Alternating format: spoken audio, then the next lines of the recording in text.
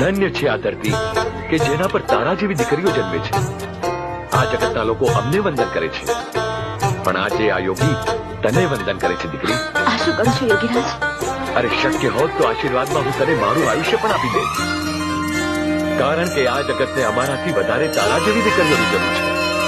પણ તું ચિંતા ના કરીશ, તારી મુદતના 30 દાડા પહેલા જ તને તારી મુક્તિનો માર્ગ મળી જશે.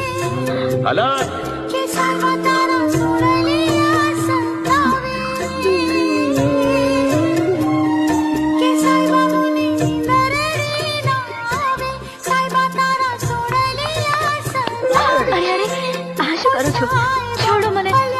ઘરમાં કોળી બેન છે, કોઈ જોઈ જશે તો ભલે નહીં જોતા. એ લોકો જાણે છે કે તમારી ઘરવાળી છે. બસ તમને તો હંમેશા મજાક જ કરવાનું સૂજે છે. ચલો જાઓ, ઉપડો હવે ખેતરે. એક વાત કહું, હવે ઝટક્યો.